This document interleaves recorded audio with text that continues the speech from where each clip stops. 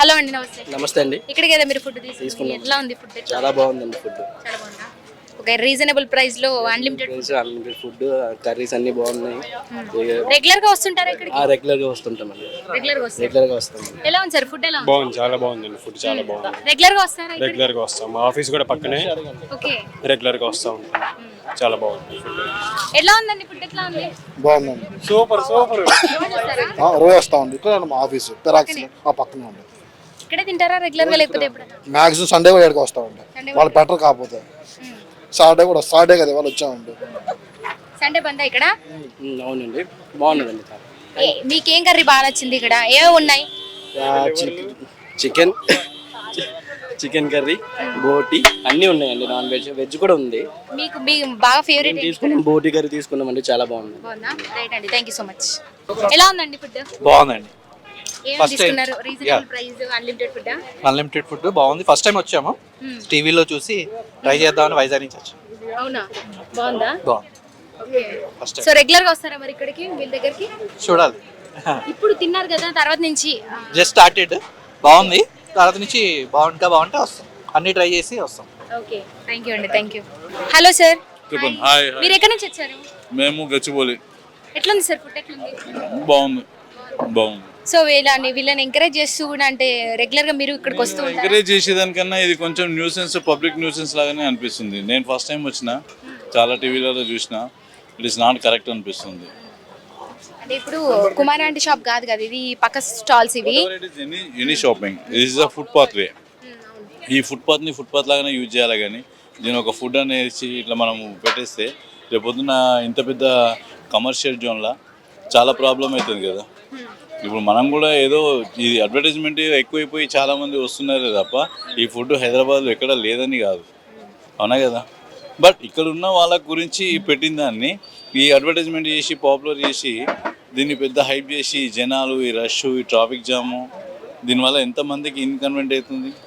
అంటే మనం ఏంటంటే ఇప్పుడు కుమారి ఆంటీ వాళ్ళ వీళ్ళకి ఏమైనా ప్రాబ్లం అవుతుందా ఏంటి అని పక్క స్టాల్స్ ని తీసుకోవడానికి వచ్చాను. కుమార్ వాళ్ళకి ఎటువంటి ప్రాబ్లం ఉంది, వాళ్ళకి ఏది సాఫీగానే సాగుతుందా, లేకపోతే వాళ్ళ వల్ల ఏమైనా ప్రాబ్లమ్స్ వస్తున్నాయా అడగడానికి వచ్చాను. ఎందుకంటే మనం మీరు వీడియోలో చూస్తుంటారు కొంతమంది చాలా ఎందుకు హైప్ చేస్తున్నారు అని అంటే, మరి వాళ్ళ వల్ల మీకు ఏమైనా దెబ్బతింటుందా? మీకు బాగానే సాగుతుంది కదా, ఎందుకంటే వాళ్ళ వల్ల మీకు ఎక్కువ కస్టమర్స్ వస్తారు కదా, అందుకని మాట్లాడడం జరుగుతుంది. దానివల్ల మీరు ఓకే ఆ విషయాన్ని చెప్తున్నారు, కానీ ఇట్ ఈస్ టోటల్లీగా నేను చెప్పేది ఏంటంటే it is not public issue చేసి దీన్ని హైప్ చేసి ఇది పెద్ద అది చేస్తున్నారు తప్ప, ఇదైతే టోటల్లీగా ఇక్కడ ఉన్న ఫుట్పాత్ మీద ఆక్రమించుకొని దీని మీద ఫుడ్ ఇవన్నీ పెట్టుకోవడం వల్ల పబ్లిక్ ఇన్వెక్మెంట్ అయితే అవుతుంది. ఇది మాత్రం కరెక్ట్ కాదు. ఫుడ్ ఎట్లా ఉంది? పర్లేదు, దట్ ఈస్ ఓకే, ఫైన్. ఎట్లా ఉంది ఫుడ్ బాగానే ఉంది, ఎక్స్పెక్ట్ చేసినంత లేదు కానీ పర్లేదు, బాగానే ఉంది. Thank you sir, thank you. So మొత్తానికి మనతో పాటు ఒక ఇంట్రెస్టింగ్ క్యారెక్టర్ అయితే ఉన్నారు. కుమారి ఆంటీ ఫుడ్ స్టాల్ పక్కనే ఒక ఫుడ్ స్టాల్ కూడా నడుపుతున్నారు. సో మనం గత వారం నుంచే వాళ్ళ ఇంటర్వ్యూ కోసం చూస్తున్నాం, కానీ అనుకోని కారణాల వల్ల మనకు లేట్ అయింది. చాలా ఇంట్రెస్టింగ్గా మాట్లాడతారు. అసలు మరి ఆయన కాంట్రవర్సీ మాట్లాడతారా, నెగిటివ్ మాట్లాడతారా, ఆయనకి ఇతరుల పట్ల పాజిటివిటీ ఉందా, నెగిటివిటీ ఉందా, ఒకసారి తనతో మాట్లాడి తెలుసుకునే ప్రయత్నం చేద్దాం. సో మనతో పాటు ఉన్నారు ఫుడ్ స్టాల్, ఇక్కడ చికెన్ బిర్యానీ, దమ్ బిర్యానీ అన్ని కూడా నడుపుతారు. సేమ్ కుమారి ఆంటీ లాగా నడుపుతున్నారు. రోహిత్ గారు ఉన్నారు, ఒకసారి మాట్లాడదాం. నమస్తే. నమస్తే.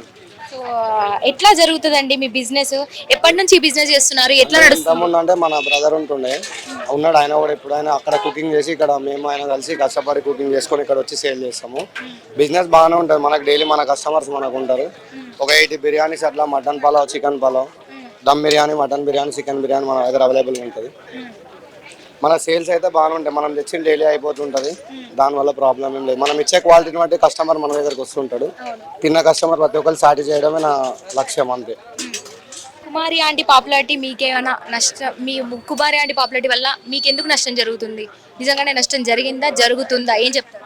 ఆ మాట ఎవరు అన్నారు మీతోనే? అంటే నష్టం జరుగుతుంది అంటే ఎవరి బిజినెస్ వాళ్ళకు ఉంటుంది. ఇప్పుడు ఎట్లా అంటే కుమార్ ఆంటీ ఫేమ్ అయిపోయిందంటే ఆమె ఫేమ్ అయిన వాళ్ళు చూసి వచ్చి ఆమె దగ్గర తినడానికి వస్తారు తప్ప ఆమె దగ్గర అయిపోతే మా దగ్గరకు వస్తారు. ఆమె వల్ల మనకు ప్లస్ ఉంటుంది, మనసే ఉండదు.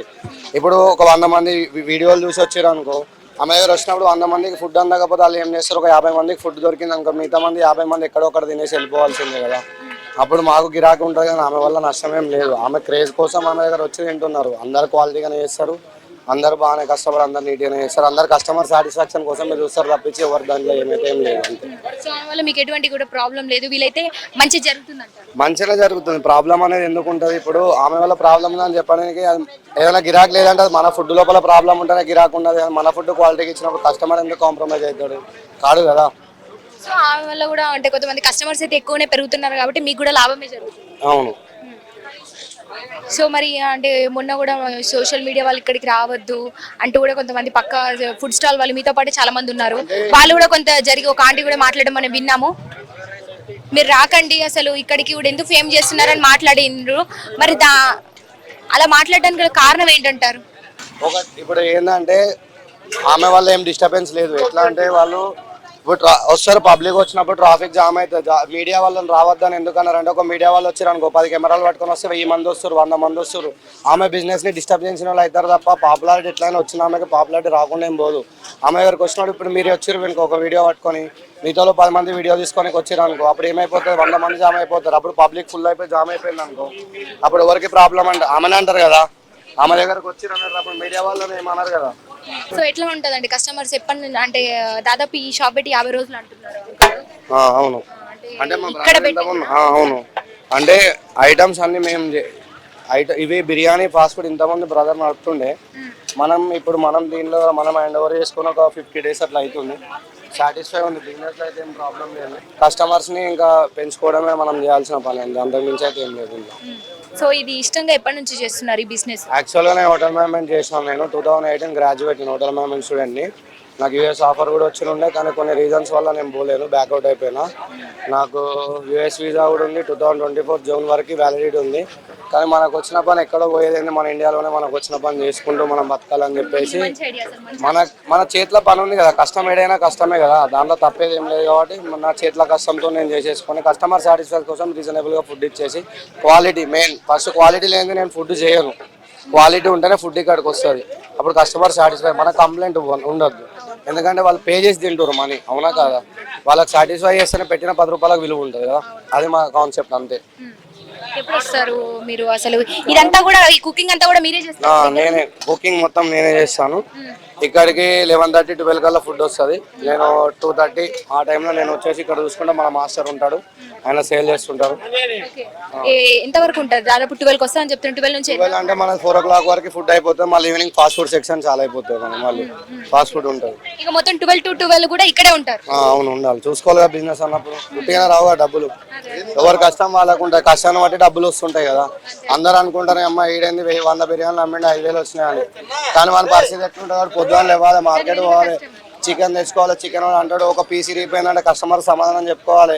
ఒకరికి బోన్ వచ్చింది అంటాడు, బోన్ లేసి అంటాడు. 100 మంది 100 రకాల మాట అన్ని సమాధానం చెప్పుకుంటేనే 10 రూపాయలు వస్తాయి. ఎవరికి కుట్టి ఏం పైసలు ఎవరికి రావు. అది అంతే, ఇంకేముంది దాంట్లో. ఈ బెస్ట్ కాంప్లిమెంట్స్ ఎప్పుడైనా వచ్చాయా మీకు? చాలా మంది డైలీ చెప్తుంటారు బాగానే ఉంది, క్వాలిటీ ఉంది, నీట్గా ఉంది. కాకపోతే తింటున్నారు కదా కస్టమర్ని. మనం అడగండి, వాళ్ళకి మీకు తెలుస్తుంటుంది కదా ఏమున్నా, మీకు ముందే తెలుసు. అయిపోయి అదే మాకు కావాల్సింది కదా. పైసలు అనేది అమౌంట్ మ్యాటర్ ఇక్కడ ఏం లేదు. కస్టమర్ సాటిస్ఫై అయిన అనుకో మనం సాటిస్ఫై అవుతాం అంతే. కష్టానికి చేసిన ఫలితం ఉంటుంది. ఇప్పుడు నువ్వు ఇంత పొద్దున్న లేసి అంత వండుకొని వచ్చి కొంచెం ఏమైనా డ్యామేజ్ అయింది, ఖరాబ్ అయింది, మాడింది అది అని చెప్పి కస్టమర్ ఏమైనా అనుకో, అప్పుడు మన మైండ్ సెట్ ఏమనిపిస్తుంది?